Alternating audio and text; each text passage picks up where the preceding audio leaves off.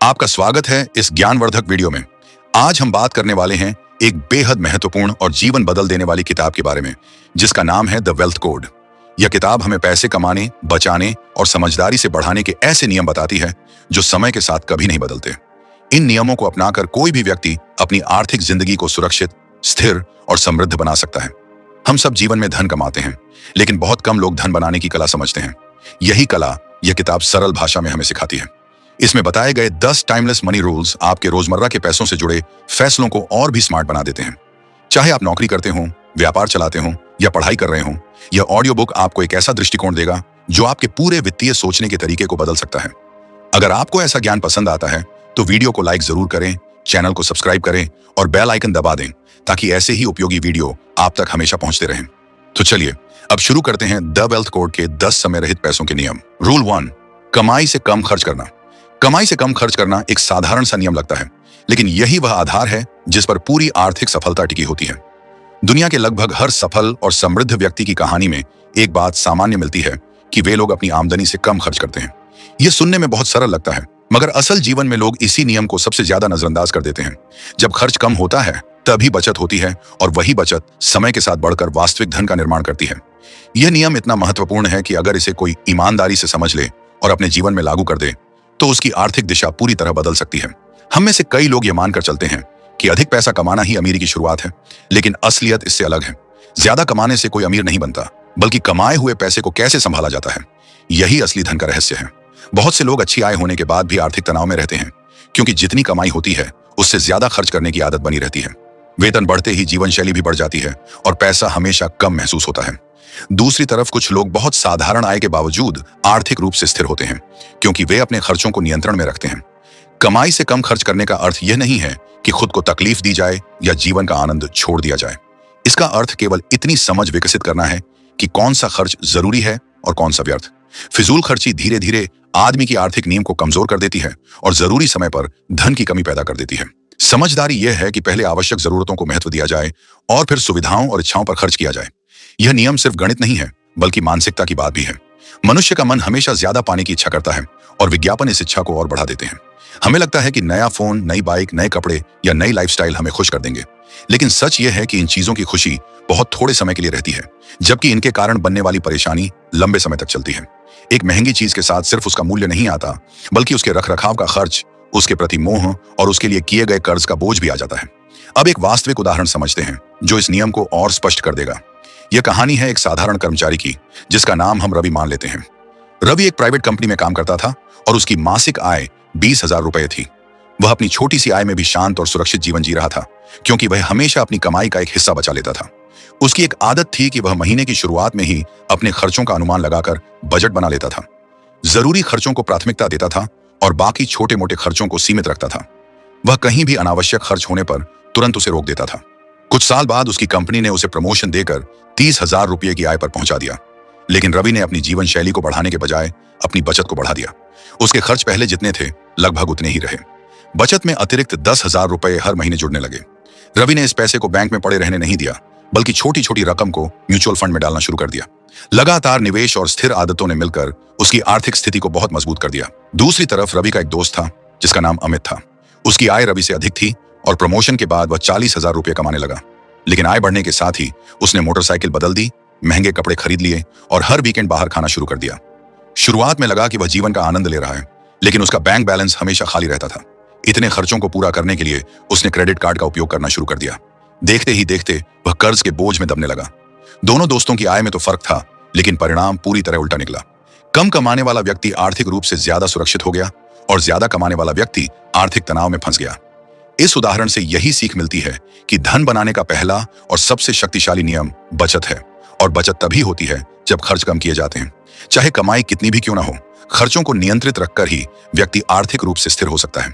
जब खर्च कम होते हैं तो हर महीने एक राशि बचती है, और वही राशि समय के साथ निवेश के माध्यम से बड़ा धन बन जाती है। यह नियम आपके जीवन में बहुत बड़े बदलाव ला सकता है। बस इसे अपनाने के लिए एक छोटी सी शुरुआत करनी होगी। अपने खर्चों का हिसाब रखना, अपनी प्राथमिकताओं को समझना और फिजूल खर्ची को रोकना। ये 3 सरल कदम आपको उस आर्थिक स्वतंत्रता की ओर ले जाएंगे जिसकी चाह हर व्यक्ति करता है। आर्थिक स्वतंत्रता सिर्फ आय बढ़ाने से नहीं आती, बल्कि अपने खर्चों को संतुलित रखने से आती है। अगर आप इस नियम को अपनाने का निर्णय ले लेते हैं तो आने वाला समय निश्चित ही बेहतर होगा।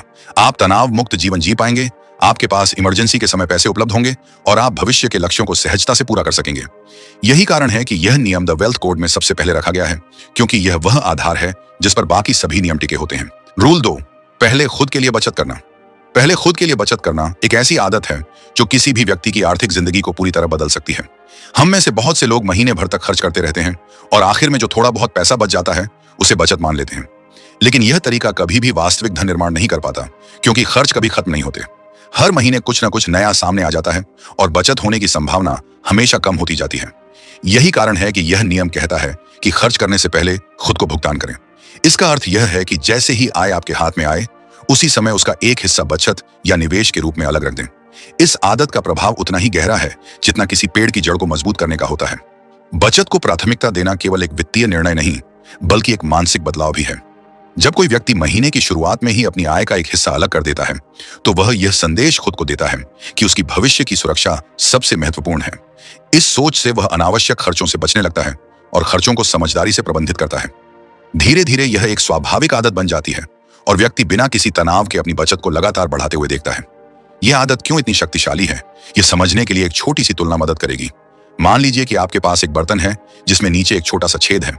अगर आप उसमें ऊपर से लगातार पानी डालते रहेंगे तो पानी कुछ समय के लिए तो रहेगा, लेकिन धीरे धीरे बाहर निकल जाएगा। खर्च भी उस छेद की तरह है। जब तक आप बचत को शुरुआत में ही अलग नहीं रखेंगे, तब तक आय चाहे जितनी भी हो, आखिरी में लगभग खाली ही महसूस होगी। अब एक वास्तविक उदाहरण समझते हैं जो इस नियम को और गहराई से समझा देगा। यह कहानी है एक महिला की, जिसका नाम मान लेते हैं कि वह सीमा है। सीमा एक स्कूल में अध्यापिका थी और उसकी आय ज्यादा नहीं थी। उसे हमेशा लगता था कि वह बचत करना चाहती है, लेकिन हर महीने आखिर में पैसा कम पड़ जाता था। वह सोचती थी कि खर्च पहले पूरे कर लूं, फिर बचत कर लूंगी। लेकिन महीने की आखिरी तारीख तक आते आते हर बार उसे लगता था कि कुछ भी बचा ही नहीं। एक दिन उसने एक किताब में यह नियम पढ़ा कि खर्च से पहले खुद को भुगतान करो। उसने सोचा कि क्यों ना इसे एक महीने के लिए आजमाया जाए। अगले महीने जब उसकी आय आई, उसने उसी समय एक निश्चित राशि अलग कर दी और उसे अपनी बचत खाते में डाल दिया। पहले उसे लगा कि बाकी खर्चों के लिए कम पैसे बचेंगे और शायद महीने भर मैनेज करना मुश्किल होगा। लेकिन कुछ दिनों बाद उसने पाया कि कम पैसे में भी वह खर्च संभाल लेती है, क्योंकि अनावश्यक खरीदारी अपने आप कम होने लगी। सीमा ने यह प्रयोग एक महीने नहीं बल्कि लगातार 6 महीने तक जारी रखा। नतीजा यह हुआ कि उसकी बचत एक मजबूत आकार लेने लगी और वह खुद पर गर्व करने लगी। उसने यह महसूस किया कि पहले खुद को भुगतान करना किसी बोझ की तरह नहीं, बल्कि एक सुरक्षा कवच की तरह है। इस आदत के कारण उसे अब अचानक आने वाले खर्चों से डर नहीं लगता था। वह पहले से कहीं अधिक शांत और आत्मविश्वासी महसूस करने लगी। इसके विपरीत सीमा की एक सहकर्मी थी, जिसका नाम हम प्रिया रख लेते हैं। प्रिया की आय सीमा से अधिक थी, लेकिन वह हमेशा पैसों की चिंता में रहती थी। वह हर महीने पहले खर्च करती थी और सोचती थी कि जो बच जाएगा वही बचत होगी। लेकिन उसकी आदतें ऐसी बन गई थीं कि आय बढ़ने के साथ साथ खर्च भी बढ़ जाते थे। जब सीमा ने उसे बताया कि वह पहले खुद को भुगतान करती है, तो प्रिया को यह तरीका मुश्किल लगा। लेकिन जब उसने देखा कि सीमा धीरे धीरे आर्थिक रूप से सुरक्षित होती जा रही है, तब उसे महसूस हुआ कि समस्या उसकी आय में नहीं, बल्कि उसके खर्च और सोच में थी। पहले खुद के लिए बचत करने का नियम केवल व्यक्तियों पर नहीं, बल्कि व्यवसायों पर भी लागू होता है। कई छोटे व्यवसाय इसी कारण गिर जाते हैं कि मालिक पहले खर्चों को पूरा करते हैं और अंत में कुछ भी बचता नहीं। लेकिन जो मालिक शुरुआत में ही अपने लिए एक निश्चित धनराशि अलग रखते हैं, वे लंबे समय में अधिक सफल होते हैं। ऐसा इसलिए क्योंकि बचत भविष्य की शक्ति बन जाती है और उस शक्ति का उपयोग कठिन समय में किया जा सकता है। यह नियम हमें यह भी सिखाता है कि बचत कोई वैकल्पिक चीज नहीं है, यह जीवन का अनिवार्य हिस्सा है। आज की दुनिया में अनिश्चितताएं पहले से ज्यादा हैं। नौकरी स्थिर नहीं रहती, व्यापार में जोखिम बढ़ते जा रहे हैं और स्वास्थ्य से जुड़े खर्च हमेशा अचानक सामने आते हैं। अगर कोई व्यक्ति शुरुआत में ही अपनी आय का एक भाग अलग रखता है, तो वह इन सभी परिस्थितियों का सामना शांत मन से कर सकता है। इस नियम को अपनाना बहुत कठिन नहीं है, बस इसे शुरू करने की जरूरत है। शुरुआत छोटी रकम से भी हो सकती है। कोई व्यक्ति अपनी आय का 5% अलग कर सकता है, कोई 10% कर सकता है और धीरे धीरे इसे बढ़ा भी सकता है। महत्वपूर्ण बात यह नहीं कि आप कितनी राशि बचाते हैं, बल्कि यह है कि आप नियमित रूप से और पहले से बचत करते हैं। यही निरंतरता बाद में संपत्ति का रूप लेती है। कई लोग सोचते हैं कि बचत केवल बड़े पैसे वालों के लिए होती है, लेकिन यह एक बड़ी गलतफहमी है। बचत हमेशा छोटी राशि से शुरू होती है। एक दिन में ताजमहल नहीं बना था, उसी तरह संपत्ति भी एक दिन में नहीं बनती। एक ईंट रोज रखी जाए तो एक दिन भव्य इमारत खड़ी हो जाती है। इसी तरह हर महीने शुरुआत में बचाई गई राशि भविष्य में एक मजबूत आर्थिक दीवार बनाती है। एक और महत्वपूर्ण बात यह है कि पहले खुद को भुगतान करने से व्यक्ति का आत्मविश्वास भी बढ़ता है। उसे यह महसूस होता है कि वह अपने जीवन का नियंत्रण खुद कर रहा है। वह केवल खर्चों का गुलाम नहीं है, बल्कि वह एक समझदार व्यक्ति है जो अपने भविष्य को गंभीरता से लेता है। यह मानसिक परिवर्तन आर्थिक परिवर्तन से भी अधिक महत्वपूर्ण है। समय के साथ आप यह भी पाएंगे कि जब बचत बढ़ती है तो आपके मन में डर कम होता जाता है, आर्थिक तनाव घटने लगता है और आप जीवन में बेहतर फैसले ले पाते हैं। जब आपके पास बचत होती है तो आप नौकरी के दबाव में गलत निर्णय नहीं लेते, आप खराब निवेश में नहीं फंसते और समस्याओं को शांत मन से हल करते हैं। आखिर में यही समझना जरूरी है कि पहले खुद को भुगतान करना सिर्फ एक तकनीक नहीं बल्कि एक जीवन शैली है। जब यह जीवन शैली आपकी आदत बन जाती है तो धन अपने आप बढ़ने लगता है। आप उस यात्रा पर चल पड़ते हैं जहां आर्थिक स्वतंत्रता एक सपना नहीं बल्कि एक निश्चित परिणाम बन जाती है। यही कारण है कि द वेल्थ कोड में इस नियम को इतनी मजबूती से बताया गया है। रूल 3, समय के साथ बढ़ने वाली शक्ति को समझना। समय के साथ बढ़ने वाली शक्ति को समझना आर्थिक स्वतंत्रता की यात्रा में सबसे महत्वपूर्ण कदमों में से एक है। पैसा सिर्फ इसलिए नहीं बढ़ता कि आपने उसे कहीं जमा करके रखा है, बल्कि इसलिए बढ़ता है क्योंकि समय उसे बढ़ने का अवसर देता है। इस प्रक्रिया को कंपाउंडिंग कहा जाता है। कंपाउंडिंग वह अद्भुत शक्ति है जो छोटी सी रकम को भी बड़े धन में बदल सकती है। बस व्यक्ति को थोड़ा धैर्य, थोड़ा अनुशासन और बहुत सारी निरंतरता की जरूरत होती है। कंपाउंडिंग का अर्थ यह है कि आपका पैसा केवल मूलधन पर ही नहीं बल्कि उस पर मिलने वाले लाभ पर भी लाभ कमाता है। समय के साथ यह प्रक्रिया एक चक्र की तरह चलती रहती है और हर वर्ष पैसा अपनी ही गति से बढ़ता जाता है। जितना लंबा समय आप इसे देते हैं उतना ही बड़ा परिणाम आपको मिलता है। यही कारण है कि इस नियम को जितना जल्दी अपनाया जाए उतना ही अधिक फायदा मिलता है। कई लोग अपनी आर्थिक यात्रा में इस शक्ति को समझने से चूक जाते हैं। वे सोचते हैं कि छोटे छोटे निवेश से क्या होगा, लेकिन उन्हें यह नहीं पता कि बड़ी बड़ी संपत्तियां भी छोटी छोटी बचतों से ही बनती हैं। कंपाउंडिंग का असली जादू शुरुआत में धीमा लगता है, लेकिन समय के साथ इसका प्रभाव आश्चर्यजनक रूप से बढ़ जाता है। जैसे एक बीज को पेड़ बनने में समय लगता है, लेकिन एक बार पेड़ बनने के बाद वह लगातार फल देता है। उसी तरह कंपाउंडिंग भी धैर्य की मांग करती है, लेकिन इसका फल हमेशा मीठा होता है। इस शक्ति को समझने के लिए एक वास्तविक उदाहरण बहुत उपयोगी होगा। मान लीजिए दो दोस्त हैं जिनका नाम हम रोहन और करुण मान लेते हैं। दोनों की उम्र लगभग 25 वर्ष है और दोनों एक ही कंपनी में काम करते हैं। उन्हें कंपाउंडिंग के बारे में जानकारी मिलती है और दोनों निवेश शुरू करने की सोचते हैं। रोहन तुरंत शुरुआत कर देता है और हर महीने एक छोटी सी राशि अलग रखकर निवेश करने लगता है। राशि बहुत बड़ी नहीं होती, लेकिन वह निरंतर निवेश करता रहता है। दूसरी ओर करुण सोचता है कि अभी वह युवा है और उसके सामने बहुत समय है। वह मानता है कि निवेश बाद में भी कर सकता है और अभी खर्च करने की आजादी का आनंद लेना चाहता है। वह निवेश को अगले साल तक टाल देता है, फिर अगले साल तक, और यह सिलसिला कई वर्षों तक चलता रहता है। 10 वर्ष बीत जाते हैं। रोहन लगातार निवेश करता रहा है, जबकि करुण ने अभी शुरू भी नहीं किया है। जब करुण आखिरकार निवेश शुरू करता है, तब उसे यह देखकर आश्चर्य होता है कि रोहन की छोटी रकम भी अब बढ़कर बहुत बड़ी राशि बनने लगी है। करुण यह समझ जाता है कि उसने कीमती समय खो दिया है।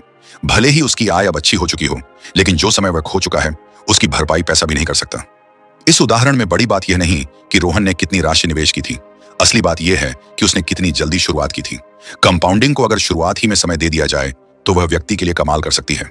यही कारण है कि यह नियम कहता है कि छोटी रकम से शुरू करो, लेकिन समय को अपना काम करने दो। कंपाउंडिंग का एक और सुंदर पहलू यह है कि यह व्यक्ति को डिसिप्लिन बनाती है। जब कोई व्यक्ति हर महीने छोटी राशि भी निवेश करता है तो वह अपनी आर्थिक आदतों में संतुलन ला आता है। वह फिजूल खर्ची से बचता है और हर निवेश उसे अपने भविष्य की जिम्मेदारी का एहसास कराता है। यह केवल पैसे का खेल नहीं बल्कि मन की स्थिरता का खेल भी है।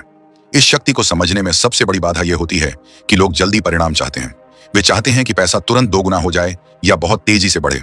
ऐसा नहीं होता और ऐसा होना सुरक्षित भी नहीं है। कंपाउंडिंग धीमी गति से शुरू होती है, लेकिन एक बिंदु ऐसा आता है जब इसका प्रभाव एक्सपोनेंशियल हो जाता है। यही वह क्षण होता है जब व्यक्ति महसूस करता है कि उसकी मेहनत और धैर्य ने फल देना शुरू कर दिया है। इस प्रक्रिया को हम जीवन की अन्य चीजों में भी देख सकते हैं। जैसे कोई व्यक्ति व्यायाम करता है तो शुरुआत में शरीर में खास बदलाव नजर नहीं आते, लेकिन जब वह कुछ महीनों तक मेहनत जारी रखता है तब जाकर परिणाम दिखाई देने लगते हैं। उसी तरह कंपाउंडिंग भी सब्र और निरंतरता की मांग करती है। अब एक और वास्तविक उदाहरण लेते हैं। कल्पना कीजिए कि एक व्यक्ति हर महीने बस 500 रुपए बचाता है और उसे निवेश कर देता है। यह रकम बहुत छोटी लगती है, लेकिन अगर वह यही आदत 20 या 30 साल तक निभाता है तो वह छोटी सी रकम भी एक बड़ा धन बन सकती है। लोग अक्सर यह सोचकर शुरुआत नहीं करते कि रकम कम है, लेकिन असल बात यह है कि समय, निरंतरता और अनुशासन छोटी रकम को भी मूल्यवान बना देते हैं। कई बार यह भी देखा गया है कि जिन लोगों ने अपने जीवन में बहुत बड़ी सफलता हासिल की है, उन्होंने इस नियम को बहुत पहले समझ लिया था। चाहे वे बड़े निवेशक हों, उद्योगपति हों या आम लोग हों जिन्होंने धीरे धीरे अपनी संपत्ति बनाई हो, सभी की कहानियों में कंपाउंडिंग एक सामान्य तत्व है। इन लोगों ने जल्द शुरुआत की, नियमित निवेश किया और समय को अपना काम करने दिया। कंपाउंडिंग केवल पैसे के संदर्भ में ही नहीं बल्कि कौशल और ज्ञान में भी लागू होती है। जैसे कोई व्यक्ति हर दिन थोड़ा सा सीखता है तो वह लंबे समय में एक विशेषज्ञ बन सकता है। इसी तरह जब पैसा सीखने, समय और प्रयास के साथ बढ़ता है तो वह व्यक्ति को एक सुरक्षित और स्वतंत्र जीवन देता है।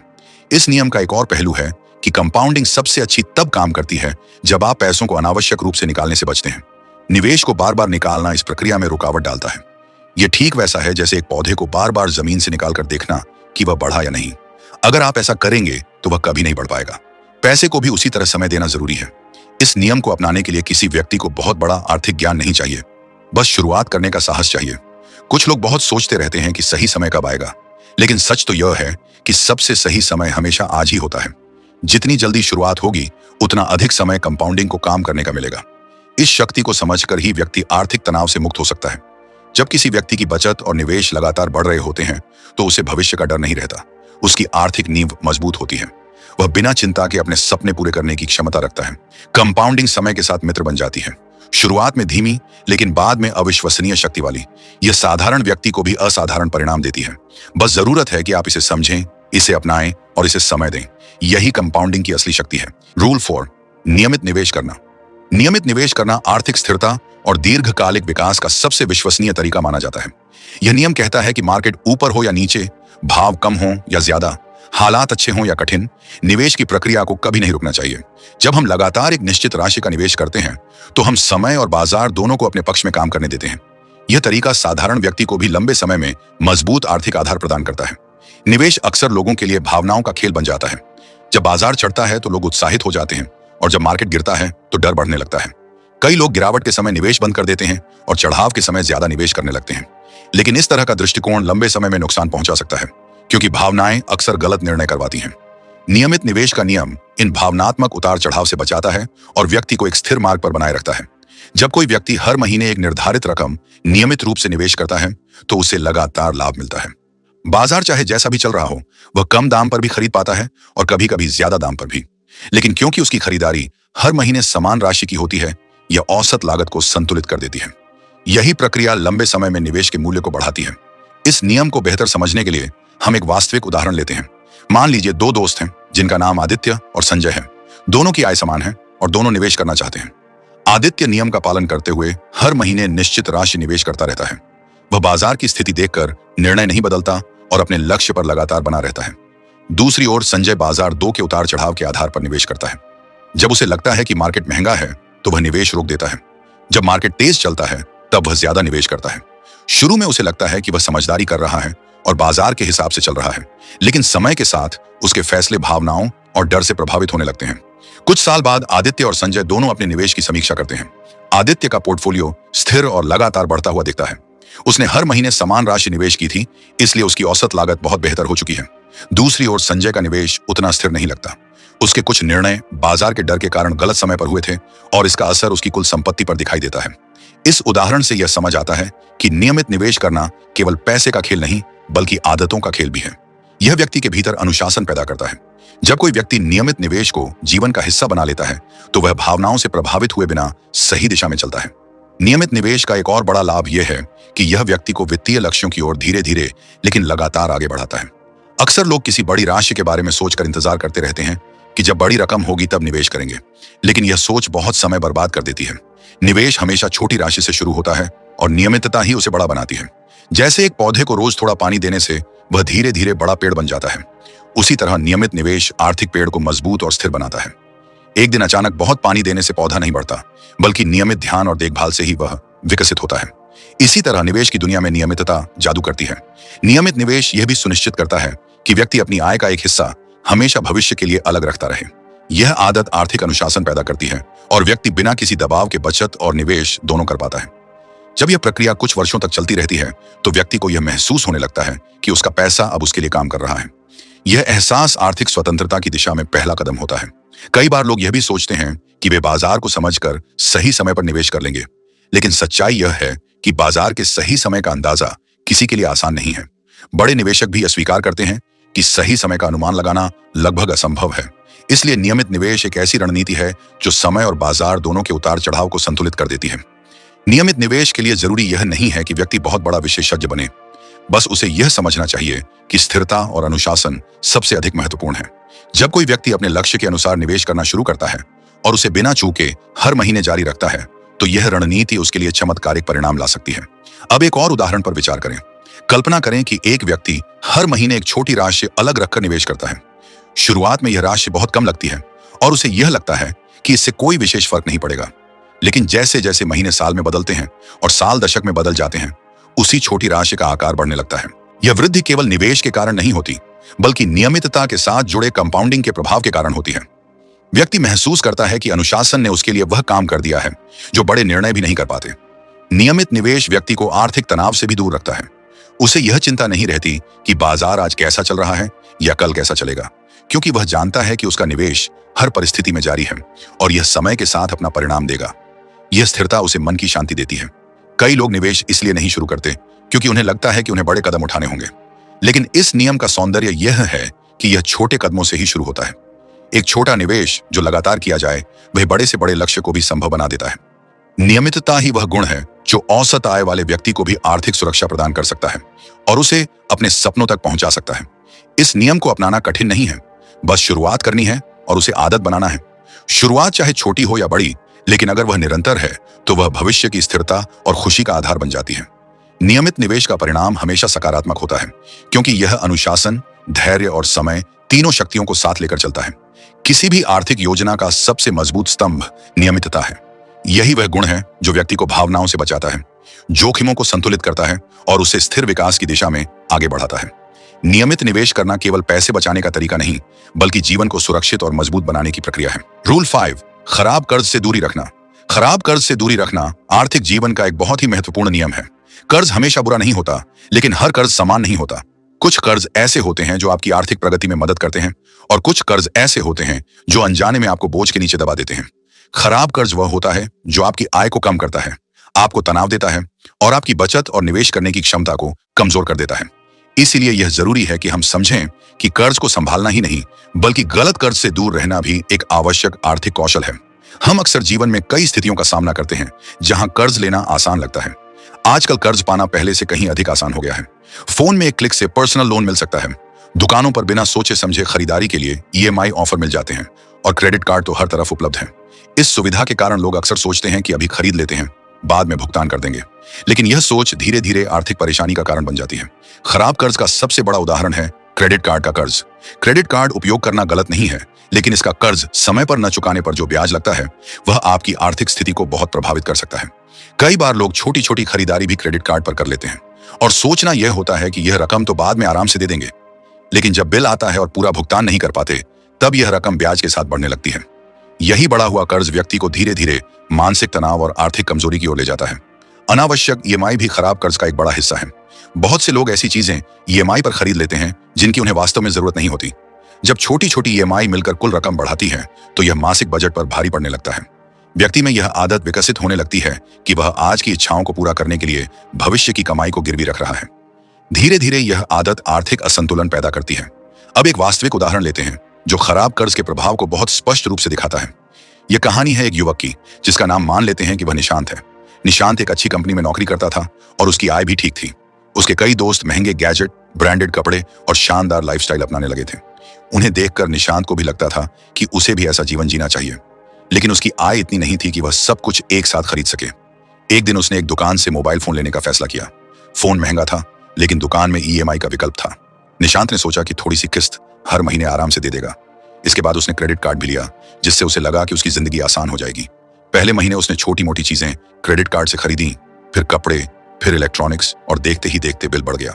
जब बिल आया तो वह पूरा भुगतान नहीं कर पाया और उसने न्यूनतम भुगतान कर दिया। उसे लगा कि इस तरह वह संभाल लेगा, लेकिन अगले महीने बिल और बढ़ा हुआ आया, साथ में ब्याज भी लग गया था। धीरे धीरे यह रकम बढ़ती गई और निशांत पर बोझ बनने लगी। इसी बीच उसने एक और गैजेट EMI पर ले लिया। उसकी मासिक किस्तें बढ़ती गईं और हाथ में हर महीने पैसे कम पड़ने लगे। वह तनाव में रहने लगा, क्योंकि ज्यादातर आय कर्ज चुकाने में चली जाती थी। भविष्य के लिए बचत बिल्कुल नहीं हो पाती थी। निवेश करना तो दूर की बात थी, अचानक कोई आपात स्थिति आने पर भी उसके पास कोई सुरक्षा या पैसा नहीं होता था। कुछ महीनों बाद उसे एहसास हुआ कि यह स्थिति उसके गलत फैसलों की वजह से बनी है। उसने देखा कि उसकी आर्थिक परेशानी का कारण उसकी कमाई नहीं थी, बल्कि खराब कर्ज लेने की आदत थी। उसने धीरे धीरे कर्ज चुकाना शुरू किया, EMI बंद की और क्रेडिट कार्ड खर्च को नियंत्रित किया। इस प्रक्रिया में काफी समय लगा, लेकिन उसने जीवन का एक बड़ा सबक सीख लिया। खराब कर्ज व्यक्ति के भविष्य को कमजोर कर देता है। यह उदाहरण यह साफ बताता है कि खराब कर्ज व्यक्ति की मानसिक शांति भी छीन सकता है। पैसा केवल बैंक बैलेंस से नहीं, बल्कि मन की शांति से भी जुड़ा होता है। जब लगातार कर्ज का बोझ सिर पर होता है, तो व्यक्ति आत्मविश्वास खोने लगता है और उसके आर्थिक निर्णय भी कमजोर हो जाते हैं। खराब कर्ज से दूरी रखने का अर्थ यह नहीं कि हर कर्ज गलत है। कुछ कर्ज उपयोगी हो सकते हैं, जैसे शिक्षा से जुड़ा कर्ज या घर खरीदने का कर्ज, बशर्ते हुए व्यक्ति की आय और जरूरतों के अनुरूप हों। ऐसे कर्ज लंबे समय में फायदेमंद भी हो सकते हैं। लेकिन खराब कर्ज वह होता है जो केवल वर्तमान की इच्छाओं को पूरा करने के लिए लिया जाता है और भविष्य को कमजोर कर देता है। इस नियम का उद्देश्य यह है कि व्यक्ति अपनी वित्तीय जिम्मेदारियों को समझे और खर्चों पर नियंत्रण रखे। अगर कोई कर्ज लेना ही पड़े तो उसे सोच समझ कर लेना चाहिए। हर कर्ज को यह देखकर ही स्वीकार करना जरूरी है कि क्या यह कर्ज भविष्य में आपको लाभ देगा या आपके ऊपर बोझ बनेगा। जब व्यक्ति खराब कर्ज से दूरी बनाता है तो उसकी आर्थिक जिंदगी में एक विशेष स्वतंत्रता आती है। वह बचत कर सकता है, निवेश कर सकता है और भविष्य की योजनाएं बना सकता है। साथ ही उसका मन शांत रहता है, क्योंकि उसे पता होता है कि वह किसी भारी कर्ज के बोझ तले दबा नहीं है। ऐसे बहुत से लोग हैं जो अपनी कमाई का एक बड़ा हिस्सा केवल कर्ज चुकाने में खर्च कर देते हैं। यही कारण है कि वे कभी आर्थिक रूप से सुरक्षित महसूस नहीं करते। लेकिन जब वे खराब कर्ज को हटाते हैं और भविष्य के खर्चों को समझदारी से प्रबंधित करते हैं, तब धीरे धीरे उनकी आर्थिक स्थिति मजबूत होने लगती है। कर्ज से दूरी रखने में अनुशासन काफी महत्वपूर्ण भूमिका निभाता है। जब व्यक्ति अपनी इच्छाओं पर नियंत्रण कर लेता है और यह समझ लेता है कि हर चीज तुरंत खरीदने की जरूरत नहीं होती, तभी वह इस नियम को वास्तव में लागू कर पाता है। यह नियम व्यक्ति को धैर्य, समझदारी और जिम्मेदारी की शिक्षा देता है। आर्थिक स्वतंत्रता का रास्ता हमेशा जिम्मेदारियों से होकर गुजरता है। जब आप खराब कर्ज से दूर रहते हैं तो आप न केवल अपनी आय को बचाते हैं, बल्कि अपनी मानसिक ऊर्जा को भी मुक्त करते हैं। इससे आप बेहतर आर्थिक निर्णय ले पाते हैं, अपने सपनों को पूरा कर पाते हैं और एक सुरक्षित भविष्य की ओर बढ़ते हैं। खराब कर्ज से दूरी रखना केवल एक सुझाव नहीं, बल्कि एक जीवन शैली है। जब यह जीवन शैली आपकी आदत बन जाती है तो आप समझते हैं कि कर्ज का असली उद्देश्य क्या है और कौन सा कर्ज आपके लिए उपयोगी है। यही जागरूकता आपको धन निर्माण के मार्ग पर आगे ले जाती है। रूल 6, आय के कई स्रोत बनाना। आय के कई स्रोत बनाना आर्थिक स्थिरता और सुरक्षा बढ़ाने का एक बहुत ही महत्वपूर्ण नियम है। हम में से अधिकतर लोग एक ही आय पर निर्भर रहते हैं। यह आमतौर पर नौकरी से आने वाली आय होती है। शुरुआत में यह सही लगता है, लेकिन समय के साथ यह निर्भरता जोखिम बन सकती है। किसी भी कारण से नौकरी बदलनी पड़े, काम में रुकावट आ जाए या किसी आपात स्थिति का सामना करना पड़े तो एक ही आय पर निर्भर रहना व्यक्ति को आर्थिक तनाव में डाल सकता है। यही कारण है कि अमीर लोग हमेशा कोशिश करते हैं कि उनकी आय के कई स्रोत हों। इससे न केवल उनका आर्थिक ढांचा मजबूत रहता है, बल्कि भविष्य भी सुरक्षित होता है। जब कोई व्यक्ति अलग अलग जगह से आय कमाता है तो उसका जीवन कई गुना सुरक्षित और संतुलित हो जाता है। इसका अर्थ यह नहीं कि हर कोई बहुत बड़ा व्यवसाय ही करे या बहुत बड़े प्रोजेक्ट शुरू करे। कई छोटे छोटे तरीके भी आय के अतिरिक्त स्रोत बन सकते हैं, जैसे सैलरी के साथ साथ निवेश से मिलने वाले लाभ, किसी ऑनलाइन काम से कमाई, छोटे स्तर पर फ्रीलांसिंग, किराया आय या समय के साथ बनने वाली कोई अतिरिक्त गतिविधि। ये छोटे छोटे आय स्रोत मिलकर एक मजबूत आर्थिक ढाल का काम करते हैं। एक आय पर निर्भर रहना ऐसा है जैसे किसी कुर्सी को केवल एक पैर पर खड़ा कर देना। वह कभी भी गिर सकती है, लेकिन अगर उसी कुर्सी के 4 पैर हों तो वह मजबूती से खड़ी रहती है। आर्थिक जीवन में भी यही सिद्धांत लागू होता है। अधिक स्रोत होने से किसी भी समस्या का प्रभाव कम होता है और कठिन समय में भी व्यक्ति स्थिर रह पाता है। अब एक वास्तविक उदाहरण लेते हैं। यह कहानी है एक व्यक्ति की जिसका नाम मान लेते हैं कि वह विकास है। विकास एक प्राइवेट कंपनी में इंजीनियर था। उसकी नौकरी अच्छी थी और आय भी ठीक ठाक थी। वह अपने काम को गंभीरता से लेता था और उसकी जिंदगी आराम से गुजर रही थी। लेकिन एक दिन कंपनी में आर्थिक मंदी की वजह से कर्मचारियों की संख्या कम की जाने लगी। विकास को लगा कि वह सुरक्षित है, लेकिन कुछ दिनों बाद उसे भी पता चला कि उसकी नौकरी खतरे में है। इस खबर ने विकास को परेशान कर दिया। वह सोचने लगा कि अगर उसकी नौकरी चली गई तो उसके घर का खर्च कैसे चलेगा। उसके पास उस समय कोई दूसरा आय स्रोत नहीं था। यह स्थिति उसे समझा गई कि केवल एक ही आय पर भरोसा करना कितना जोखिम भरा हो सकता है। कुछ दिनों बाद कंपनी ने उसे नोटिस दे दिया और वह नौकरी से बाहर हो गया। नौकरी खोने का दुख तो था ही, लेकिन इससे भी ज्यादा डर इस बात का था कि उसके पास कोई बैकअप नहीं था। कुछ महीनों तक उसने अपनी बचत से खर्च चलाया और इस दौरान उसे अपनी गलती का एहसास हुआ।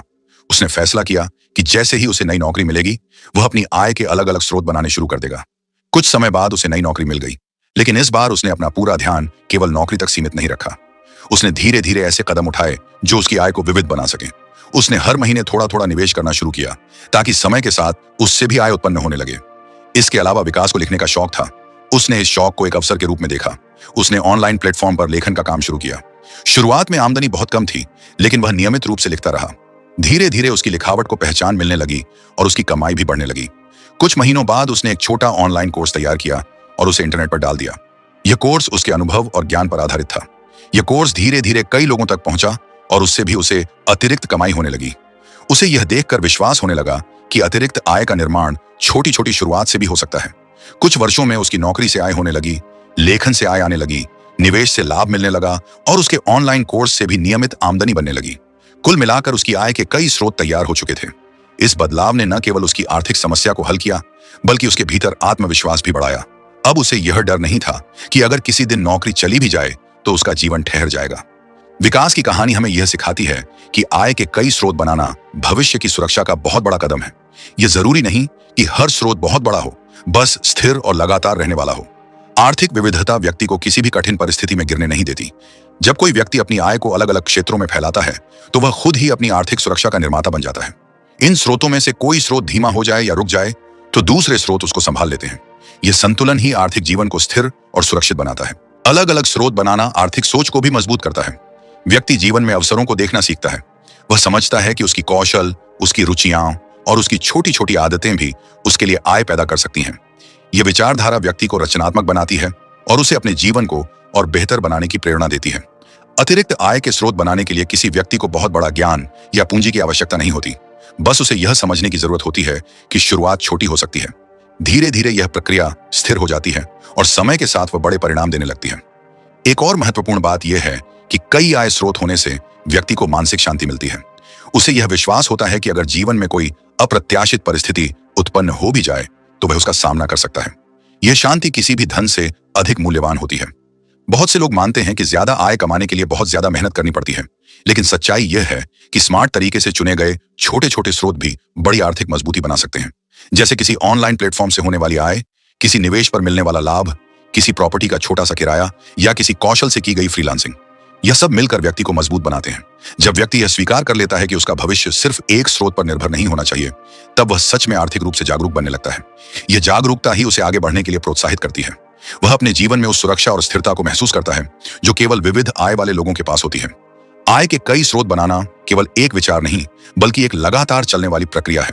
यह व्यक्ति को अवसरों की तलाश करना सिखाती है और उसके समय का बेहतर उपयोग कराती है। यही कारण है कि यह नियम अमीर लोगों की आम आदतों में शामिल है। वे जानते हैं कि एक स्रोत पर निर्भर रहना जोखिम है, लेकिन कई स्रोत बनाना शक्ति है। अंततः यही समझना आवश्यक है कि आय के कई स्रोत बनाना व्यक्ति की आर्थिक क्षमता को कई गुना बढ़ा देता है। यह सुरक्षा देता है, आत्मविश्वास बढ़ाता है और भविष्य के सपनों को पूरा करने में सहायता करता है। एक छोटा सा अतिरिक्त आय स्रोत भी बड़े बदलाव का कारण बन सकता है। बस जरूरत है शुरुआत करने की, धैर्य रखने की और सही दिशा में आगे बढ़ने की। रूल 7, अपने पैसों का हिसाब रखना। अपने पैसों का हिसाब रखना एक ऐसा नियम है जिसे लोग अक्सर नजरअंदाज कर देते हैं, लेकिन यही नियम किसी भी व्यक्ति को आर्थिक सुरक्षा की दिशा में सबसे तेजी से आगे बढ़ाता है। कई लोग यह सोचकर चलता करते हैं कि उन्हें अपने खर्चों का अंदाजा है, पर वास्तव में जब वे महीने के अंत में बैंक स्टेटमेंट देखते हैं तो उन्हें पता चलता है कि पैसा कहां और कैसे खर्च हो गया। इसका स्पष्ट स्मरण भी नहीं रहता। यही कारण है कि वित्तीय समझदारी की शुरुआत हमेशा खर्चों को ट्रैक करने से होती है। जब भी कोई व्यक्ति यह जानना शुरू कर देता है कि उसके महीने की आय कहां जा रही है, तब उसके अंदर एक जागरूकता पैदा होती है। यह जागरूकता सिर्फ बचत नहीं बढ़ाती, बल्कि आर्थिक फैसलों को भी बहुत बेहतर बनाती है। पैसों का हिसाब रखने का मतलब यह नहीं है कि आप हर छोटे खर्च पर संदेह करें या खुद को परेशान करें। इसका अर्थ इतना है कि आप यह समझें कि आपकी प्राथमिकताएं क्या हैं और किन चीजों पर खर्च करने से आपका जीवन बेहतर हो रहा है और किन चीजों पर अनावश्यक पैसा जा रहा है। हम एक सामान्य जीवन जीते हुए कई बार ऐसे खर्च कर देते हैं जिन्हें बाद में सोचने पर लगता है कि उनकी कोई विशेष जरूरत नहीं थी। चाहे वह एक अतिरिक्त कप कॉफी हो, कोई ऑनलाइन सब्सक्रिप्शन जिसे हमने कभी इस्तेमाल ही नहीं किया, या अचानक की गई खरीदारी जिसका हमें पछतावा होता है। ये सब मिलकर हमारे बजट को बहुत प्रभावित करते हैं। जब इन्हें समझदारी से देखा जाए और इन्हें ट्रैक किया जाए, तभी पता चलता है कि छोटी छोटी बचतें भी कितनी बड़ी भूमिका निभाती हैं। पैसे का हिसाब रखने के कई तरीके हो सकते हैं। कोई व्यक्ति नोटबुक में लिख सकता है, कोई ऐप का इस्तेमाल कर सकता है और कोई हर खर्च को 2 श्रेणियों में देख सकता है, जरूरी और गैर जरूरी। यह प्रक्रिया बहुत सरल है, पर इसका प्रभाव गहरा होता है। जैसे ही आप लिखना या ट्रैक करना शुरू करते हैं, वैसा ही आपका दिमाग खर्च करते समय सतर्क रहने लगता है। आप सोचते हैं कि यह खर्च वास्तव में जरूरी है या सिर्फ एक इच्छा। यही सोच आपको समय के साथ आर्थिक अनुशासन सिखाती है। एक वास्तविक उदाहरण इस नियम को और स्पष्ट कर देगा। यह कहानी है एक महिला की जिसका नाम हम मीरा रख लेते हैं। मीरा एक ऑफिस में काम करती थी और उसकी आय ठीक ठाक थी। वह हर महीने तनख्वाह मिलते ही उत्साहित हो जाती थी और खरीदारी, बाहर खाना और मनोरंजन में खुलकर खर्च करती थी। महीने के शुरू में उसे लगता था कि उसके पास बहुत पैसा है, लेकिन महीने के अंत तक आते आते उसके खाते में बहुत कम राशि बचती थी। कुछ महीनों तो ऐसा भी हुआ कि अपने मासिक खर्च पूरे करने में उसे कठिनाई होने लगी। एक दिन मीरा ने सोचा कि आखिर ऐसा क्या हो रहा है कि वह कड़ी मेहनत के बावजूद भी आर्थिक रूप से स्थिर महसूस नहीं कर रही है। तभी उसकी एक दोस्त ने उसे सलाह दी कि वह अपने हर खर्च को लिखना शुरू करे। पहले उसे यह काम थोड़ा झंझट लगा, लेकिन उसने सोचा कि एक बार कोशिश कर लेती हूँ। अगले महीने मीरा ने हर खर्च को अपनी डायरी में लिखना शुरू कर दिया। चाहे छोटी रकम हो या बड़ी, वह हर खर्च नोट करती थी। पहली बार जब उसने महीने के अंत में अपनी डायरी खोली तो वह चकित रह गई। उसे एहसास हुआ कि जिस चीज को वह महत्वहीन समझकर भूल जाती थी, वही चीजें महीने भर में मिलकर काफी बड़ी रकम बन जाती थीं। उसके कई ऑनलाइन सब्सक्रिप्शन ऐसे थे जिन्हें वह इस्तेमाल ही नहीं करती थी। बाहर खाने पर उसकी अपेक्षा से दोगुना खर्च हो रहा था। कपड़ों और गैजेट्स पर भी बिना वजह खर्च बढ़ गया था। जब मीरा ने यह सब देखा तो उसे समझ आया कि समस्या उसकी आय में नहीं है, बल्कि उसके खर्च करने की आदतों में है। उसने तुरंत कदम उठाते हुए उन सब्सक्रिप्शनों को बंद किया जो वह उपयोग नहीं कर रही थी। उसने बाहर खाने की संख्या कम कर दी और खरीदारी करने से पहले सोचने लगी कि यह खर्च वास्तव में जरूरी है या नहीं। अगले कुछ महीनों में उसका बजट धीरे धीरे ठीक होने लगा। उसके खाते में अब महीने के अंत में राशि बचने लगी थी। वह जो चीजें पहले तनाव बढ़ाती थीं, वे अब नियंत्रण में आने लगी। केवल अपने पैसों का हिसाब रखने की वजह से उसकी पूरी वित्तीय स्थिति बदल गई। उसने महसूस किया कि केवल जागरूकता ने उसे बचत, निवेश और आर्थिक स्थिरता के रास्ते पर ला दिया है। यह बदलाव न तो अचानक आया था और न ही मुश्किल था। यह केवल एक सरल आदत की वजह से संभव हुआ। खर्चों का हिसाब रखना। पैसे का हिसाब रखना व्यक्ति की मानसिकता पर भी गहरा प्रभाव डालता है। जब कोई व्यक्ति अपने खर्चों को देखता है तो उसके भीतर एक जिम्मेदारी का भाव पैदा होता है। वह समझने लगता है कि धन का महत्व सिर्फ कमाने में नहीं है, बल्कि उसे सही तरीके से इस्तेमाल करने में भी है। जो लोग यह समझ जाते हैं वे अक्सर जीवन में आर्थिक रूप से सुरक्षित महसूस करते हैं। इसके अलावा अपने पैसों का हिसाब रखना आपको अपने लक्ष्यों के प्रति भी गंभीर बनाता है। जब आपको पता चलता है कि आपका पैसा कहां जा रहा है, तब आप यह भी तय कर पाते हैं कि आप कहां इसका उपयोग करना चाहते हैं। शायद आप किसी बड़े लक्ष्य के लिए बचत करना चाहते हो, जैसे घर खरीदना, परिवार की सुरक्षा के लिए फंड बनाना या किसी सपने को पूरा करना।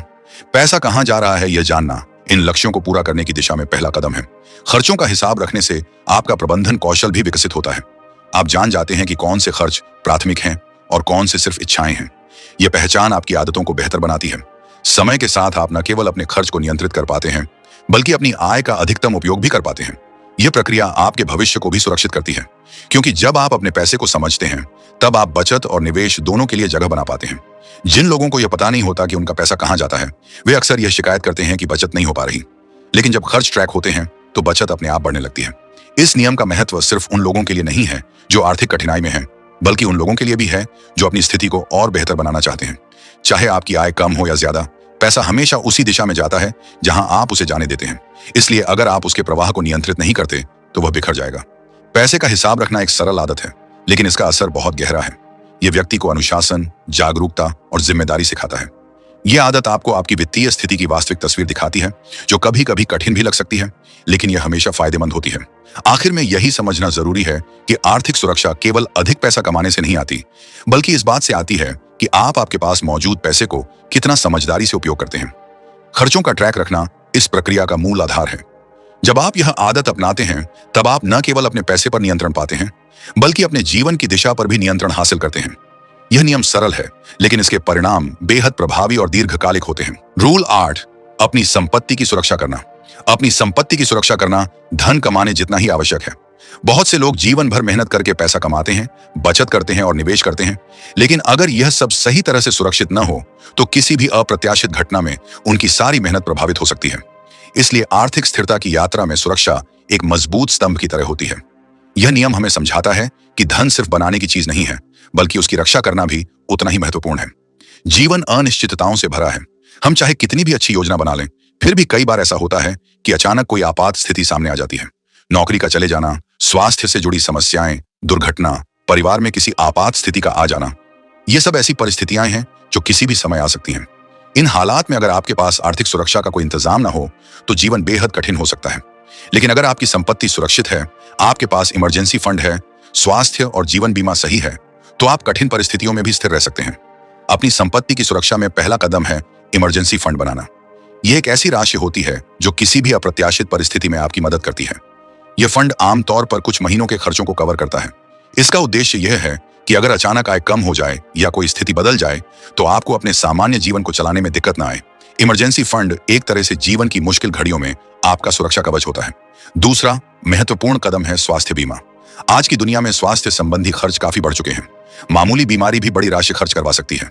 अगर किसी व्यक्ति के पास स्वास्थ्य बीमा नहीं है तो अचानक आने वाला चिकित्सा खर्च उसकी बचत को खत्म कर सकता है और उसे आर्थिक रूप से कमजोर कर सकता है। वहीं यदि उसके पास उचित स्वास्थ्य बीमा है तो वह कठिन समय में बिना चिंता के इलाज करा सकता है और उसकी आर्थिक स्थिति भी सुरक्षित रहती है। जीवन बीमा भी उतना ही महत्वपूर्ण है। जीवन बीमा केवल व्यक्ति के लिए नहीं होता, बल्कि उसके परिवार की सुरक्षा के लिए होता है। यदि परिवार का मुख्य कमाने वाला सदस्य किसी भी वजह से परिवार के साथ न रहे, तो जीवन बीमा परिवार को आर्थिक सहारा देता है। यह बीमा परिवार को कठिन समय में सम्मानजनक जीवन जीने में सहायता करता है। अब एक वास्तविक उदाहरण देखते हैं, जिससे यह नियम और बेहतर समझ में आएगा। ये एक व्यक्ति की कहानी है, जिसका नाम हम अरविंद मान लेते हैं। अरविंद एक मेहनती कर्मचारी था और वर्षों से नौकरी कर रहा था। वह अपनी आय का कुछ हिस्सा बचत में डालता था और थोड़ा बहुत निवेश भी करता था।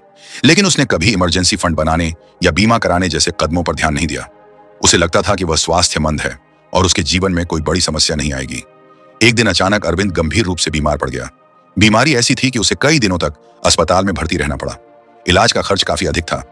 क्योंकि उसके पास स्वास्थ्य बीमा नहीं था, इसलिए अस्पताल के सभी खर्च उसे अपनी बचत से चुकाने पड़े। कुछ ही दिनों में उसकी वर्षों की बचाई हुई पूरी रकम समाप्त हो गई। अरविंद जिस आर्थिक स्थिरता पर गर्व करता था, वह अचानक खत्म हो गई। बीमारी के बाद भी उसे कुछ महीनों तक नौकरी से छुट्टी लेनी पड़ी और इस दौरान उसकी आय भी नहीं आ रही थी। उसके पास इमरजेंसी फंड भी नहीं था। इस वजह से उसे दोस्तों और रिश्तेदारों से मदद लेनी पड़ी। यह स्थिति उसके लिए मानसिक और आर्थिक दोनों तरह से कष्टदायक थी। कुछ समय बाद जब अरविंद स्वस्थ हुआ, तो उसने महसूस किया कि धन कमाना ही काफी नहीं है। अगर धन सुरक्षित न हो, तो किसी भी संकट में वर्षों की मेहनत प्रभावित हो सकती है। उसने सबसे पहले स्वास्थ्य बीमा कराया, फिर अपनी जरूरतों के अनुसार जीवन बीमा लिया और एक छोटा इमरजेंसी फंड बनाना शुरू किया। उसने यह समझ लिया कि सुरक्षा सिर्फ संपत्ति बढ़ाने से नहीं आती, बल्कि उस संपत्ति की रक्षा करने से आती है। इसके विपरीत अरविंद का एक दोस्त था, जिसका नाम राघव था। राघव ने अपने करियर की शुरुआत में ही इमरजेंसी फंड और बीमा की अहमियत समझ ली थी। वह हर महीने थोड़ी राशि अलग करके अपने इमरजेंसी फंड को मजबूत करता था और उसके पास उपयुक्त स्वास्थ्य बीमा भी था। कुछ वर्षों बाद राघव को भी एक ऐसी परिस्थिति का सामना करना पड़ा, जब उसे अचानक कुछ समय के लिए अपनी नौकरी से छुट्टी लेनी पड़ी। लेकिन उसके इमरजेंसी फंड ने उसे उस कठिन समय में सहारा दिया। उसके स्वास्थ्य बीमा ने चिकित्सा खर्चों को संभाल लिया और जीवन बीमा ने उसके परिवार को यह विश्वास दिया कि भविष्य सुरक्षित है। राघव की स्थिति अरविंद से बिल्कुल अलग थी, क्योंकि उसने न केवल धन कमाया था, बल्कि अपने धन की सही तरीके से सुरक्षा भी की थी।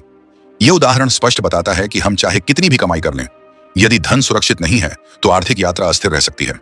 संपत्ति की सुरक्षा करना हमें इस बात का एहसास कराता है कि जीवन हमेशा हमारी योजना के अनुसार नहीं चलता। इसलिए पहले से तैयारी करना समझदारी है। यह तैयारी भविष्य की चिंता को कम करती है और व्यक्ति को आत्मविश्वास देती है। जब आपकी संपत्ति सुरक्षित होती है, तब आप स्वतंत्र रूप से भविष्य के बारे में सोच सकते हैं और अपने सपनों को पूरा करने का प्रयास कर सकते हैं। कई लोग इस नियम को अपनाने में देरी करते हैं। उन्हें लगता है कि अभी उनकी जरूरत नहीं है या उनके साथ ऐसा कुछ नहीं होगा। लेकिन जीवन अनिश्चित है और अनिश्चितता का अर्थ यही है कि वह बिना चेतावनी के आ सकती है। सुरक्षा का मतलब भय नहीं है, बल्कि तैयारी है। संपत्ति की सुरक्षा में सिर्फ बीमा या इमरजेंसी फंड ही नहीं आता। यह आपकी फाइलों को व्यवस्थित रखने से लेकर पासवर्ड प्रबंधन तक, आपकी महत्वपूर्ण दस्तावेजों की सुरक्षा और आपकी योजनाओं का रिकॉर्ड रखने तक विस्तारित होता है। जब आप संगठित रहते हैं, तो किसी भी परिस्थिति में निर्णय लेना आसान हो जाता है। इस नियम का असली उद्देश्य यह है कि आप अपने परिवार और अपने भविष्य के प्रति जिम्मेदार बने। जब आप अपनी संपत्ति को सुरक्षित करते हैं, तो आप केवल अपने लिए ही नहीं, बल्कि अपने प्रियजनों के लिए भी एक मजबूत ढांचा तैयार करते हैं। यह ढांचा उन्हें कठिन परिस्थितियों से बचाता है और उन्हें सुरक्षित महसूस कराता है। आर्थिक सुरक्षा मानसिक शांति से जुड़ी होती है।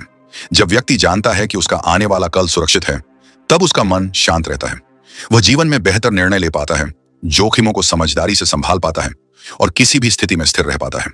आखिर में यही समझना जरूरी है कि धन कमाना एक यात्रा है और इस यात्रा में सुरक्षा वह पुल है जो आपको एक सुरक्षित भविष्य तक पहुंचाता है। अगर यह सुरक्षा न हो, तो यात्रा बीच में ही रुक सकती है।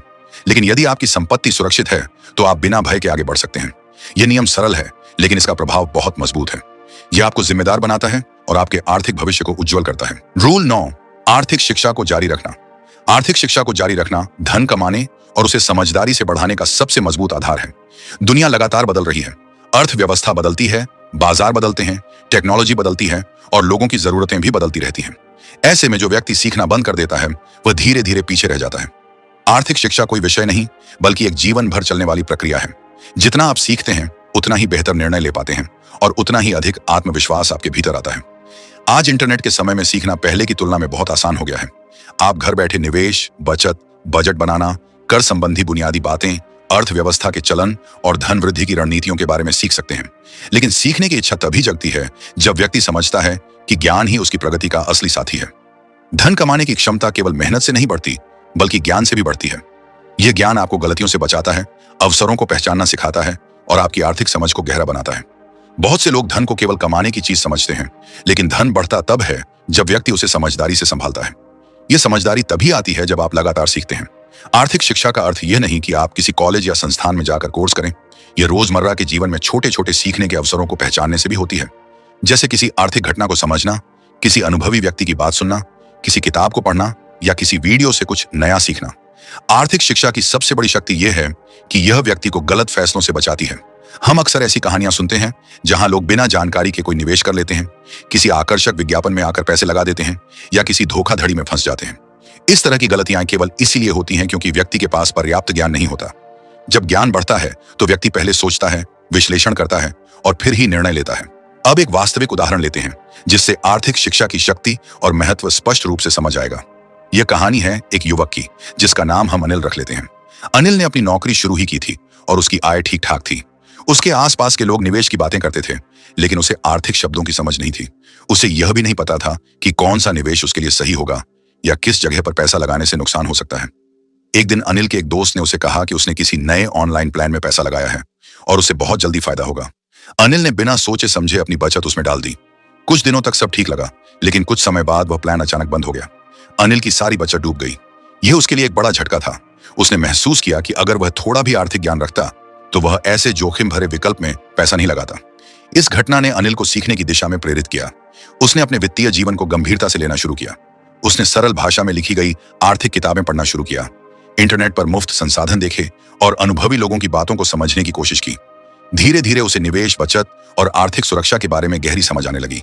कुछ महीनों बाद उसने एक छोटे निवेश योजना से शुरुआत की जिसमें वह नियमित रूप से पैसे डालने लगा। उसने बजट बनाना सीखा, अपने खर्चों को ट्रैक करना शुरू किया और कुछ समय बाद उसे यह एहसास हुआ कि आर्थिक शिक्षा न सिर्फ उसकी संपत्ति बढ़ा रही है बल्कि उसे मन की शांति भी दे रही है। अब वह हर निर्णय सोच समझ कर लेता था और उसे यह विश्वास था कि वह किसी भी स्थिति में सही दिशा चुन सकता है। अनिल की कहानी यह साबित करती है कि आर्थिक शिक्षा किसी विशेष उम्र, करियर या आय वर्ग के लोगों के लिए नहीं बल्कि हर व्यक्ति के लिए आवश्यक है। जब कोई व्यक्ति सीखता रहता है तो वह सिर्फ आर्थिक रूप से ही नहीं बल्कि मानसिक रूप से भी मजबूत बनता है। वह अपने सपनों को पूरा करने की योजना बना सकता है, अपने भविष्य को सुरक्षित कर सकता है और अपने परिवार के लिए बेहतर फैसले ले सकता है। सीखना कभी खत्म नहीं होता। चाहे आप कितना भी जान लें, अर्थव्यवस्था हमेशा कुछ नया सिखा देती है। दुनिया बदलती है और उसके साथ सीखने की जरूरत भी बदलती है। आज जो ज्ञान उपयोगी है, हो सकता है वह कल कम उपयोगी हो जाए। इसीलिए नियमित रूप से सीखते रहना ही व्यक्ति को समय के अनुसार सक्षम बनाए रखता है। आर्थिक शिक्षा आपको अवसर पहचानना भी सिखाती है। कई बार जिंदगी में ऐसे मौके आते हैं जहां आप सही निर्णय लेंगे तो आपको बहुत फायदा मिलेगा, लेकिन अगर आप ज्ञान की कमी की वजह से उस मौके को समझ नहीं पाए तो वह आपके हाथ से निकल सकता है। अच्छी आर्थिक समझ व्यक्ति को यह देखने की शक्ति देती है कि कौन सा कदम उसके लिए उपयुक्त है और कौन सा कदम उसे नुकसान पहुंचा सकता है। सीखते रहने का एक और सुंदर प्रभाव यह होता है कि व्यक्ति आत्मनिर्भर बनता है। उसे हर फैसले के लिए दूसरों पर निर्भर नहीं रहना पड़ता। वह खुद तय कर सकता है कि उसे क्या करना है, कब करना है और कैसे करना है। यह स्वतंत्रता व्यक्ति को आत्मविश्वास देती है और यही आत्मविश्वास उसकी आर्थिक यात्रा को मजबूत बनाता है। आर्थिक शिक्षा व्यक्ति को संतुलन भी सिखाती है। वह सीखता है कि जोखिम को कैसे संभालना है, बचत और निवेश के बीच संतुलन कैसे बनाना है और किस तरह का लक्ष्य किस तरह की रणनीति से पूरा किया जा सकता है। यह संतुलन ही उसे आर्थिक रूप से स्वस्थ बनाता है। अंततः यह समझना सबसे जरूरी है कि पैसा सिर्फ मेहनत से नहीं बढ़ता बल्कि ज्ञान, धैर्य और समझदारी से बढ़ता है। आर्थिक शिक्षा जीवन भर की साथी है। यह केवल धनी बनने के लिए नहीं है बल्कि जीवन को स्थिर, सुरक्षित और सरल बनाने के लिए भी है। जितना अधिक आप सीखते हैं उतनी ही अधिक संभावनाएं आपके लिए खुलती जाती हैं। धन हमेशा उन लोगों की तरफ आकर्षित होता है जो उसे समझदारी से संभालते हैं और समझदारी केवल शिक्षा से आती है। इसलिए सीखते रहना ही वह रास्ता है जो आपको समझदार, सुरक्षित और सफल बनाता है। रूल 10, लंबी अवधि की सोच रखना। लंबी अवधि की सोच रखना आर्थिक सफलता की सबसे बुनियादी और सबसे शक्तिशाली आदतों में से एक है। अक्सर लोग जल्दी अमीर बनने की चाह में गलत रास्तों पर चल पड़ते हैं। उन्हें लगता है कि कोई ऐसा तरीका मिल जाएगा जिससे रातों रात जीवन बदल जाएगा, लेकिन वास्तविक दुनिया में धन धीरे धीरे, नियमित तरीके से और समय के साथ बढ़ता है। इस प्रक्रिया में जल्दबाजी की कोई जगह नहीं होती। जो लोग जल्दी परिणाम पाने की कोशिश करते हैं वे अक्सर नुकसान उठाते हैं, जबकि जो लोग धैर्य, अनुशासन और समय को महत्व देते हैं वे सुरक्षित और स्थिर आर्थिक भविष्य बनाते हैं। लंबी अवधि की सोच का अर्थ है कि आप अपने आज के फैसले इस समझ के साथ लें कि उनका असर आने वाले कई वर्षों तक रहेगा। यह मतलब है कि आपको अपने लक्ष्यों, अपनी प्राथमिकताओं और अपनी आर्थिक आदतों को एक स्पष्ट दिशा में विकसित करना चाहिए। यह सोच व्यक्ति को स्थायी रूप से मजबूत बनाती है। धन का वास्तविक निर्माण धीमे धीमे होता है। जैसे एक बीज को पेड़ बनने में समय लगता है, वैसे ही धन को भी बढ़ने में समय चाहिए होता है। अगर आप हर दिन पौधे को उखाड़ कर देखेंगे कि वह कितना बढ़ा, तो वह कभी नहीं बढ़ पाएगा। उसी तरह निवेश, बचत और धन प्रबंधन की प्रक्रिया भी समय की अपेक्षा करती है। बहुत से लोग इस कारण से उलझन में पड़ जाते हैं कि उन्हें तुरंत परिणाम नहीं दिखाई देते। लेकिन सच्चाई यह है कि लंबी अवधि में लिए गए छोटे छोटे निर्णय ही आने वाले वर्षों में बड़ी सफलता का कारण बनते हैं। चाहे वह रोज थोड़ा सा निवेश हो, नियमित बचत हो या खर्चों का सही प्रबंधन, ये सभी कदम लंबी अवधि की सोच का ही हिस्सा हैं। अब एक वास्तविक उदाहरण देखते हैं जो इस नियम की शक्ति को और स्पष्ट करेगा। यह कहानी है एक व्यक्ति की जिसका नाम हम राकेश रखते हैं।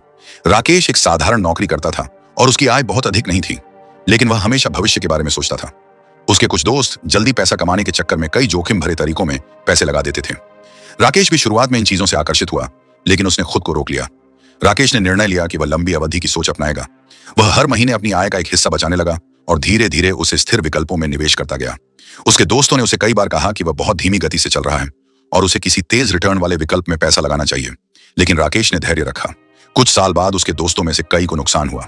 वे तेजी से अमीर बनने की चाह में गलत फैसले ले बैठे थे। राकेश ने उस समय भी अपनी रणनीति नहीं बदली और निरंतर निवेश जारी रखा। उसने बाजार के उतार चढ़ाव पर ध्यान नहीं दिया, क्योंकि वह जानता था कि उसका लक्ष्य लंबी अवधि का है। 10 वर्षों बाद स्थिति पूरी तरह से बदल गई। राकेश की धीरे धीरे की गई बचत और निवेश अब एक मजबूत राशि में बदल चुके थे। उसके दोस्तों ने यह देखकर आश्चर्य किया कि वह साधारण आय के बावजूद आर्थिक रूप से मजबूत कैसे हो गया। राकेश के पास अब एक स्थिर पोर्टफोलियो था, उसके पास इमरजेंसी फंड था और वह अपने भविष्य की योजनाओं पर पूरी तरह आत्मविश्वास से काम कर रहा था। राकेश की कहानी यह दिखाती है कि लंबी अवधि की सोच व्यक्ति को न केवल धन देती है, बल्कि मानसिक शांति और आत्मविश्वास भी देती है। वह जल्दबाजी में गलत फैसले नहीं लेता, वह जोखिमों को समझता है और अपने रास्ते पर लगातार चलता रहता है। यह निरंतरता ही उसे सफलता तक पहुंचाती है। लंबी अवधि की सोच केवल निवेश तक सीमित नहीं है, यह सोच जीवन के कई पहलुओं में दिखाई देती है। जैसे कोई व्यक्ति नए कौशल सीखता है, वह उम्मीद नहीं करता कि तुरंत बड़ा बदलाव आएगा, लेकिन वह जानता है कि आज सीखा गया कौशल भविष्य में उसके काम आएगा। वह छोटे छोटे कदम उठाता है जो धीरे धीरे उसे एक विशेषज्ञ बनाते हैं। यही तरीका आर्थिक जीवन में भी लागू होता है। हमारे आसपास ऐसे बहुत से लोग हैं जो धैर्य की कमी के कारण वित्तीय तनाव में आ जाते हैं। वे हर चीज से त्वरित परिणाम चाहते हैं। अगर निवेश कुछ महीनों तक न बढ़े तो वे चिंतित हो जाते हैं और अपनी रणनीति बदल लेते हैं। यह आदत उन्हें आर्थिक रूप से कमजोर बना देती है। वहीं वे लोग जो समय की शक्ति को समझते हैं, वे जानते हैं कि अस्थायी उतार चढ़ाव से कोई फर्क नहीं पड़ता, क्योंकि उनका लक्ष्य बहुत आगे का होता है। वे जानते हैं कि धन की यात्रा एक मैराथन है, कोई छोटी दौड़ नहीं, और मैराथन में जीतने के लिए स्थिर गति, धैर्य और निरंतरता सबसे जरूरी होती है। लंबी अवधि की सोच व्यक्ति को जोखिमों से भी बचाती है। जब आप जानते हैं कि आपका दृष्टिकोण विस्तृत है, तो आप छोटी मोटी परेशानियों में घबराते नहीं। आप समझते हैं कि समस्याएं अस्थायी हैं और समय उन्हें ठीक कर देगा। यह मानसिकता आपको अधिक संतुलित बनाती है। इसके अलावा लंबी अवधि की सोच व्यक्ति को अपनी प्राथमिकताओं को तय करना भी सिखाती है। वह जानने लगता है कि कौन से फैसले आज उसे उठाने चाहिए ताकि भविष्य बेहतर बने। यह सोच उसे ऐसी चीजों में निवेश करना सिखाती है जो समय के साथ मूल्य देती हैं, जैसे कौशल सीखना, स्वास्थ्य का ध्यान रखना और आर्थिक अनुशासन अपनाना। जब कोई व्यक्ति इस सोच को अपनाता है तो वह अपने जीवन के हर पहलू में स्थिरता महसूस करता है। उसे यह एहसास होता है कि उसका भविष्य सुरक्षित है और वह किसी भी कठिन समय को संभाल सकता है। लंबी अवधि की सोच व्यक्ति को कम भावुक करती है और निर्णय लेने में उसे अधिक स्पष्टता देती है। धैर्य, अनुशासन और समय 3 ऐसे स्तंभ हैं जो मिलकर किसी भी व्यक्ति का आर्थिक भविष्य बनाते हैं। धैर्य आपको जल्दी फैसले लेने से रोकता है। अनुशासन आपको अपने लक्ष्यों से जुड़े रहने में मदद करता है और समय वह शक्ति है जो छोटी सी शुरुआत को भी बड़ी उपलब्धि में बदल देता है।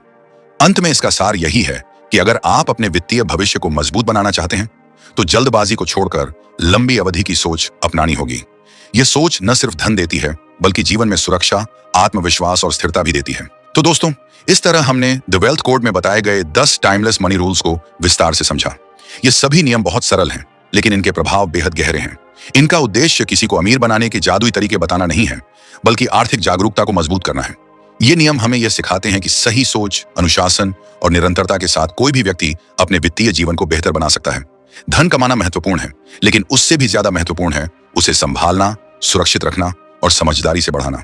उम्मीद है कि यह वीडियो आपको थोड़ा और जागरूक, थोड़ा और समझदार और अपने आर्थिक फैसलों के प्रति जिम्मेदार बनाने में मदद करेगा। अगर आपको यह जानकारी उपयोगी लगी हो तो वीडियो को लाइक जरूर करें, इसे अपने दोस्तों और परिवार के साथ शेयर करें ताकि वे भी इन नियमों का लाभ उठा सकें। और हाँ, अगर आप चैनल पर नए हैं तो सब्सक्राइब करना बिल्कुल ना भूलें। बेल आइकन दबाएं ताकि आपको भविष्य में आने वाले हर ज्ञानवर्धक वीडियो की सूचना सबसे पहले मिले। आपके समय और भरोसे के लिए दिल से धन्यवाद। मिलते हैं अगली वीडियो में एक नए विषय, नई सीख और नए दृष्टिकोण के साथ। धन्यवाद।